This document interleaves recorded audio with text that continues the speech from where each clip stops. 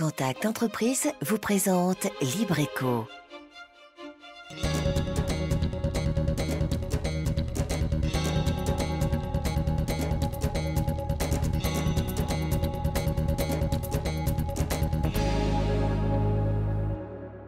Salut à tous, comme chaque mercredi, c'est Libreco. On se retrouve une fois de plus pour découvrir une entreprise de Lille, aller à la rencontre de ceux et celles qui la font vivre.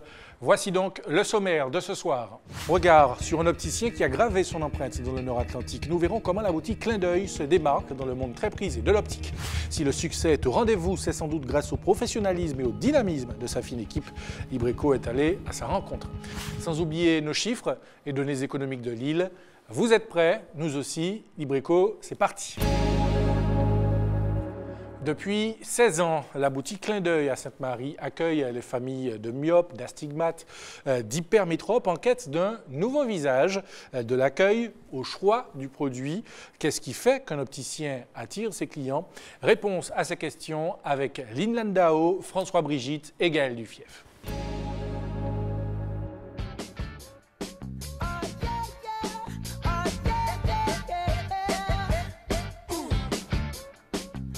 Quand on pousse la porte de chez Clin d'œil Sainte-Marie, on sait que l'accueil sera chaleureux.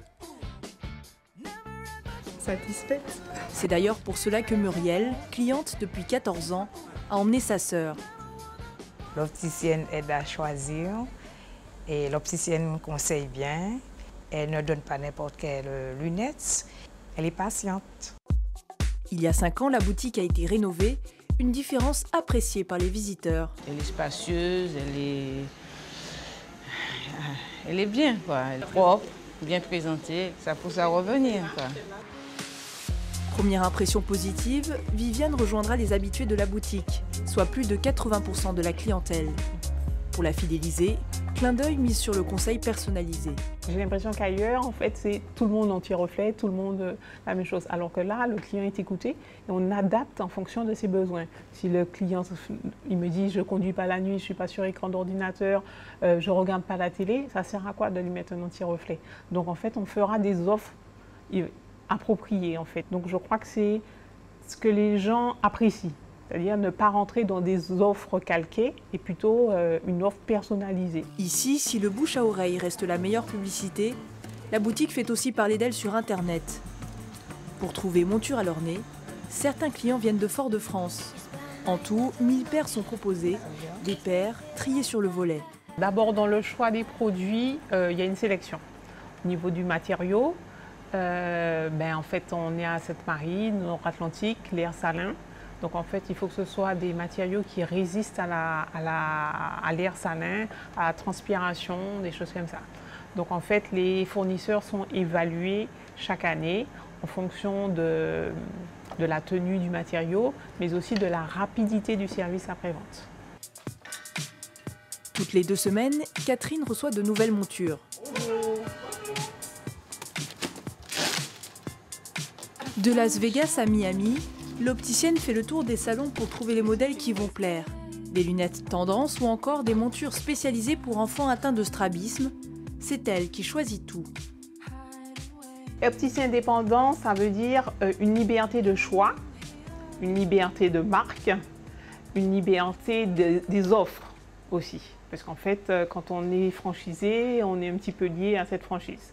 Donc, indépendant, je le resterai jusqu'au bout. Toujours à la pointe de la modernité, Catherine a investi dans une nouvelle machine. Celle-ci permet aux myopes de mieux se voir avec leur future monture. Je choisis celle-là. À la Martinique, il n'existe que 2 opticiens certifiés ISO 9001. La boutique Clin d'œil Sainte-Marie en fait partie depuis 2012.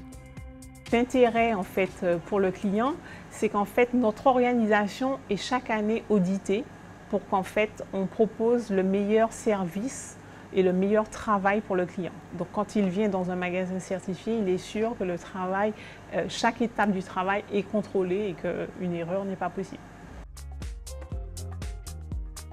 L'opticienne a plus d'une corde à son arc.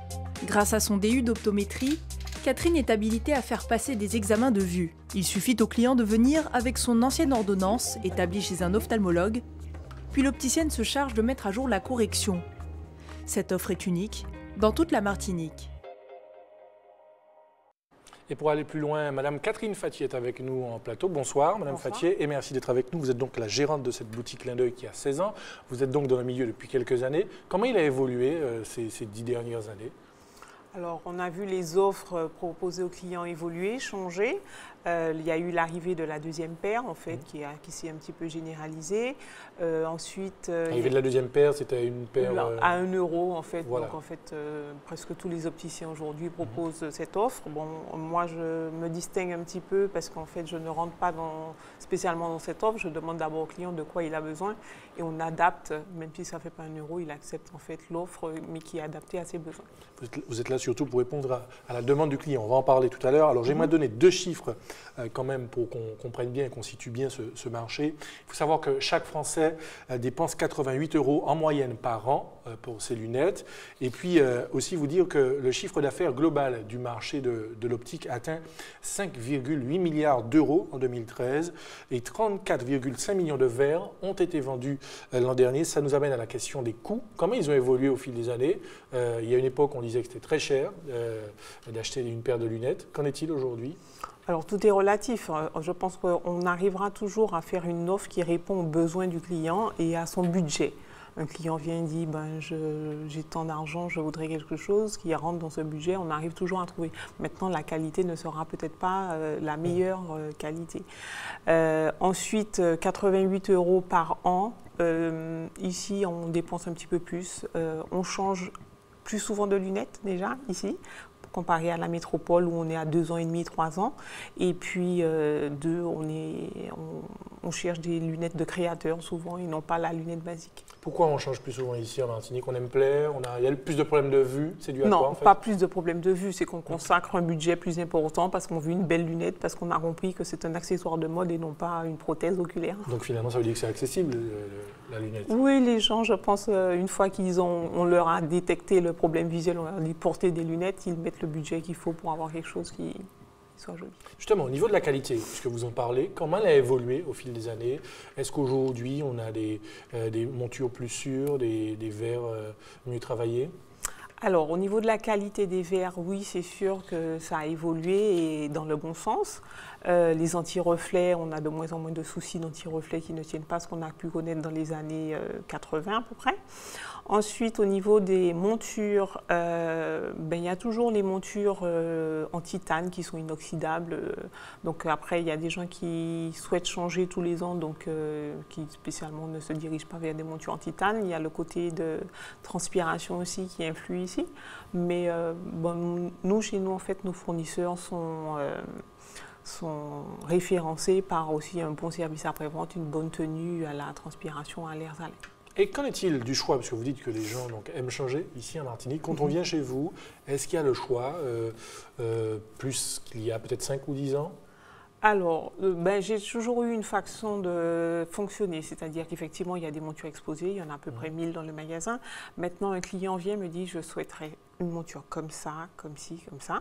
S'il me laisse le temps, il aura ce qu'il veut. D'accord, vous fonctionnez un peu à la commande. Voilà, voilà. D'accord, vous pouvez répondre aux goûts, aux envies. Voilà, donc quelqu'un qui me dit, il me faudrait une lunette avec des branches jaunes, je lui cherche une lunette avec des branches jaunes. Vous pouvez répondre aux folies des uns et des autres. Voilà. Alors, autre chiffre concernant le nombre de magasins, et ça c'est intéressant pour analyser un petit peu. En Martinique, il y en a 113, et puis 11 895, dont 5 683 indépendants, c'est votre cas.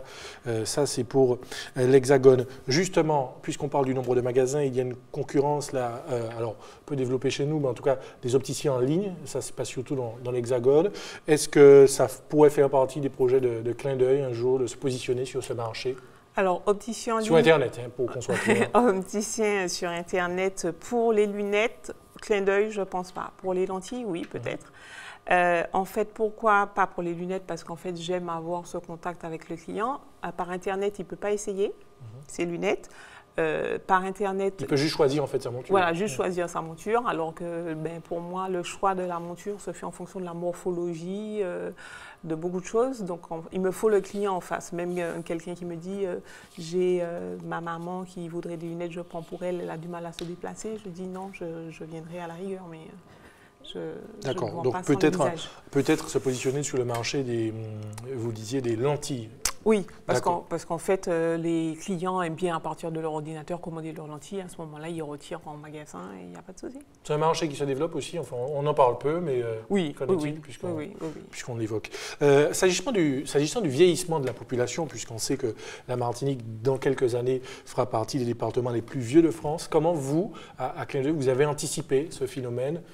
Ben, en fait, la part de montures consacrée aux personnes d'un certain âge est plus grande, quoi. En fait, ça, on l'a vu. Moi, je suis ouverte depuis 1998 et effectivement, on avait quelques montures. Maintenant, il y a un grand choix pour ces personnes d'un certain âge. On a parlé du nombre de magasins en Martinique. Comment s'est développé le marché de l'optique? Est-ce qu'on peut parler de crise dans votre secteur ou pas du tout, de manière générale? Alors, de façon générale, il y a eu des ouvertures chaque année. Il y en a eu beaucoup. Maintenant, ça permet aux clients d'avoir un choix. Maintenant, il faut que le travail fourni par ces opticiens soit de qualité derrière, c'est tout. Alors, et puisque vous parlez de qualité, tout cela est régi par des normes, notamment des certifications, et vous en faites partie, puisque Clin d'œil est certifié ISO 9001. Vous allez nous expliquer de quoi il s'agit, parce qu'il n'y en a pas beaucoup en Martinique, je crois qu'il y en a 2, donc vous faites partie de ces deux-là. De quoi s'agit-il exactement, pour que nos téléspectateurs comprennent bien? Alors, être certifié, c'est un gage de qualité, déjà. Donc, en fait, ça permet aussi, c'est un gage de professionnalisme aussi pour nos partenaires de santé, c'est-à-dire les mutuelles, les prescripteurs, la Sécu. Pour le client, en fait, il est sûr que chaque étape de la fabrication de ces lunettes est contrôlée, donc moins d'erreurs à la sortie. Nous sommes contrôlés tous les ans, donc en fait, c'est un gage aussi de qualité. Et puis, en fait, ça n'a pas été très difficile pour Clin d'œil Sainte-Marie de mettre en place cette certification, parce qu'en fait, 80% du protocole à mettre en place était déjà utilisé au quotidien chez nous. Donc, ça a été juste une petite marche à passer, pas grand-chose à faire.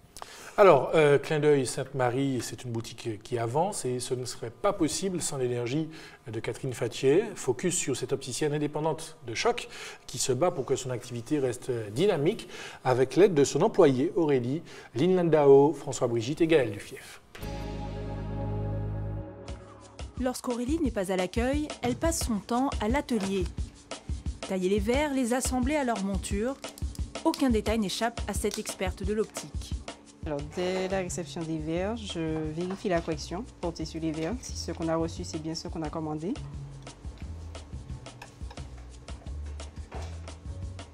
Oui, le premier verre est bon, donc je passe au deuxième. Tout est fait sur place, le client obtient donc ses lunettes en 3 jours, comptez 10 pour les verres progressifs. En cas de casse, l'atelier se charge des réparations et des soudures. Arrivée il y a quelques mois au sein de Clin d'œil, Aurélie a su mettre son savoir-faire au sein de l'entreprise. Porteuse de lunettes, j'ai été bien reçue par une opticienne et c'est ça qui m'a permis de m'intéresser plus au métier. Donc j'ai pu prendre toutes les informations nécessaires. J'ai pu faire la formation d'opticien lunetier en alternance, ce qui m'a permis d'avoir l'expérience professionnelle en même temps que la théorie. Ensuite, j'ai postulé spontanément auprès de cette entreprise et où j'ai été recrutée assez rapidement. En effet, des profils spécialisés comme ceux d'Aurélie sont rares à la Martinique. Plus qu'une vendeuse, l'opticienne connaît parfaitement son produit, ce qui lui permet de bien renseigner le client. Je souhaite persévérer dans ce métier et pourquoi pas avoir mon propre magasin par la suite. Pour l'instant, c'est Catherine Fattier qui gère la boutique. Cette entrepreneuse dynamique et volontaire a 20 ans de métier, dont 16 à son compte. Mais cela n'a pas toujours été facile. On est plutôt embêté par des problèmes extérieurs, en fait. Donc on gère notre entreprise au quotidien et puis il y a une loi qui sort, la CMU. Donc en fait, le temps que tout le monde s'adapte, que la sécurité sociale analyse tout ça, donc des fois il y a quelques difficultés. Après, bon, il y a eu des travaux dans le bourg de Sainte-Marie. Donc bon, c'est un combat perpétuel. De toute façon, être chef d'entreprise, je crois que c'est un combat perpétuel. Opticienne, un métier dont elle ne se lasse pas. Ce qui m'a emmenée à devenir opticienne, c'est que ma mère est une porteuse de lunettes, que je m'amusais étant petite à les monter et démonter. Ce qui me plaît dans le métier de tous les jours, c'est qu'en fait, on ne fait jamais la même chose et on ne peut jamais dire comment va se dérouler la journée. Son plus grand bonheur, c'est d'arriver à équiper un client et qu'il soit content. Un bonheur partagé, puisqu'ils sont toujours plus nombreux à revenir. Alors justement, Madame Fattier, je suppose que n'est pas opticien qui veut. Est-ce qu'il y a une formation particulière? Parce que justement, le client est en attente de conseils spécialisés. Comment on peut, qu'est-ce qu'il faut pour devenir opticien? Alors, il faut un BTS d'optique. Donc en fait la formation a un petit peu évolué parce qu'en fait à notre époque en fait on avait beaucoup de machines manuelles, on n'avait pas de gestion alors que finalement notre métier c'est aussi gérer un magasin. Donc maintenant le BTS a beaucoup plus de gestion et est adapté aux nouvelles machines. Alors est-ce que dans votre magasin il y a je ne sais pas si on peut appeler ça service après-vente, mais un suivi, en tout cas, des clients. Je viens chez vous, je choisis ma monture, je la récupère. Qu'est-ce qui se passe après? Est-ce qu'il y a un accompagnement s'il y a un problème avec les verres, les montures par la suite? Alors, en fait, en général, je demande toujours à la personne de revenir quelques temps après pour savoir si l'ajustage initial est le bon, parce que souvent on fait un ajustage et soit le client, en l'utilisant, se rend compte qu'il fallait un peu plus serré ou moins serré, donc il revient. Ensuite, lors de la livraison, on lui a expliqué l'utilisation de ses lunettes pour ne pas les rayer, des choses comme ça, pour ne pas les déformer. Mais quand il revient, en fait, en fonction de l'état de la lunette, on sait comment il l'a utilisé, donc on rectifie et on donne les conseils pour mieux l'utiliser. Ensuite, s'il y a une casse, il y a un service après-vente. Donc en fait, les fournisseurs sont aussi choisis en fonction de la rapidité de leur service après-vente parce que quelqu'un qui porte des lunettes, s'il doit rester 2 mois sans sa lunette parce qu'il perd une branche, ça ne vaut pas le coup. Donc en fait, les fournisseurs pas assez rapides sont éliminés de chez nous. Alors, vous avez parlé de la rapidité, ça tombe bien. Au niveau des délais, on sait qu'il y a quelques années, quand on commandait une paire de lunettes, il fallait attendre 3-4 semaines, plus de mois parfois. Aujourd'hui, ces délais se sont améliorés? Oui, ces délais se sont améliorés par rapport à un stock de verres simple foyer en Martinique. Donc, en fait, en 3-4 jours, on peut réaliser des lunettes. Maintenant, les verres progressifs, c'est sûr que c'est de la fabrication, donc c'est obligatoirement hors de la Martinique. Mais avec Chronopost et des choses comme ça, en fait, en 10 jours, les lunettes sont livrées.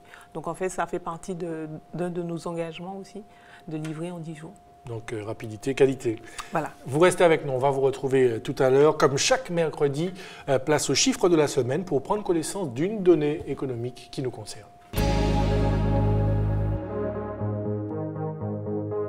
925, c'est le nom de code de la future banane de Guadeloupe et de Martinique que la filière tente de mettre au point en mobilisant toutes ses ressources de recherche et développement. La Florbane 925 est en effet un hybride prometteur, résistante aux maladies tropicales et qui permettrait à la filière banane de se passer complètement de traitements chimiques. Cette banane a été plantée sur 6 sites de production en Martinique et en Guadeloupe et fait l'objet d'un suivi agronomique et scientifique très poussé. Bien qu'elle n'est pas encore parfaitement au point, elle constitue aujourd'hui un espoir sérieux pour l'avenir de la profession et incarne à elle seule l'extrême performance de notre filière qui occupe aujourd'hui les premiers rangs mondiaux en termes d'innovation. Ça, c'était pour le chiffre de la semaine. On s'intéresse maintenant à un concept innovant, un porteur de projet. C'est le bon plan de la semaine. Il nous est présenté par Ronan Bonnec. Pendant la période de l'amiral Robert, face à la pénurie des produits de première nécessité, l'ingéniosité martiniquaise s'est exercée dans de nombreux domaines, et notamment dans la fabrication de savon. Ce savoir-faire se perpétue encore aujourd'hui chez cet artisan savonnier. Ça fait une centaine d'années que je travaille sur ce projet-là. J'ai fait connaissance d'une personne à Sainte-Marie, Madame Dongar, qui n'est plus, qui fabriquait justement des produits à base de plantes. Elle m'avait donné la recette justement de la fabrication de savon. Mais ça ne correspondait pas du tout à la législation, en fait. C'était trop rude, puisque dans la période de l'amiral Robert, la seule matière qu'ils avaient, c'était l'huile de coco. Donc j'ai fait des recherches, j'ai fait des essais. À force de perdre la matière, donc j'ai à ce moment-là réussi justement une recette de base que je ne change pas. Et cette recette permet la saponification, l'art de transformer une matière grasse en savon, un procédé très ancien qui s'effectue en plusieurs étapes. La saponification, c'est le mélange de la soude et la matière grasse. végétale pour ma part, donc, qui transforme cette matière grasse en savon. J'ai fait le choix des huiles de palme, d'olive et de coco. Donc l'huile de coco qui permet de mousser, qui permet au savon de mousser et de tenir justement cette mousse le plus longtemps que possible. L'huile d'olive, c'est pour adoucir vraiment le savon. Et puis, en plus, elle est chargée en vitamine E. Et puis l'huile de palme, qui est la base, quoi. Donc, je n'utilise pas d'additifs comme les moussants, comme les conservateurs. C'est que de la matière grasse, et ni plus ni moins. Sans conservateur, sans colorant, c'est bien. Fabriqués à la main et adhérant à la charte saponification à froid, les savons Cachakou veulent se démarquer des savons industriels dont certains composants chimiques représentent un danger pour la peau et l'environnement. Il n'y a pas de fixateur de parfum, par exemple, parce que assez souvent, dans les savons industriels, vous avez un fixateur qui vous permet de garder le plus longtemps que possible le parfum. Vous avez les moussants, c'est un produit chimique, alors que moi j'utilise de l'huile de coco, donc, qui permet au savon de mousser. Parce que mes savons sont séchés pendant 4 semaines, donc ça permet justement au savon de durer le plus longtemps possible. Je n'ajoute pas de charge dans le savon pour donner du poids ou pour garder le savon très dur. Je n'ai pas d'adjuvant qui permet au savon, par exemple, de briller, d'avoir un bel aspect. Donc mes savons restent comme c'est là, comme je les coupe, comme je les fabrique. Ça ne change pas. Donc on a des petits défauts comme vous voyez. Donc c'est ce que j'aimerais justement garder, quoi, ce petit défaut-là.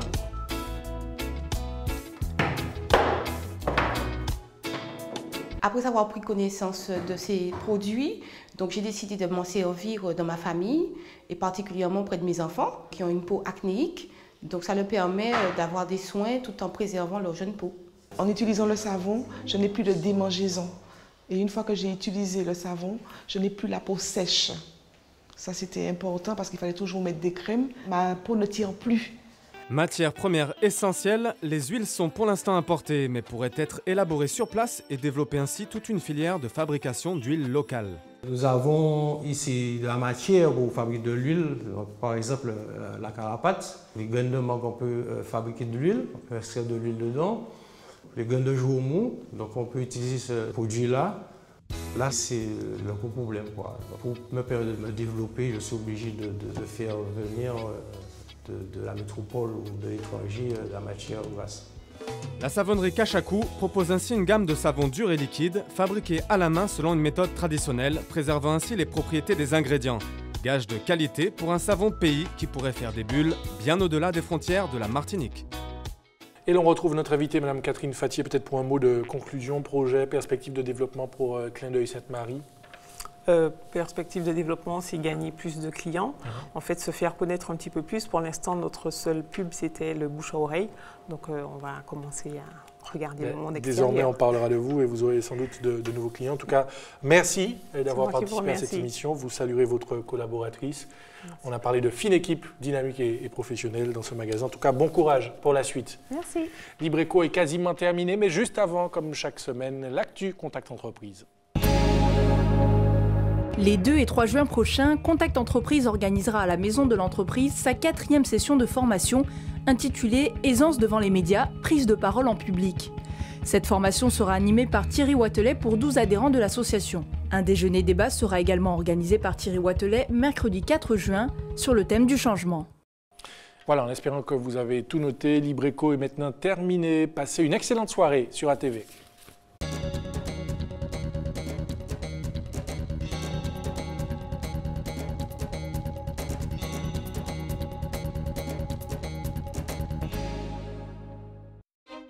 Contact Entreprise vous a présenté Libreco.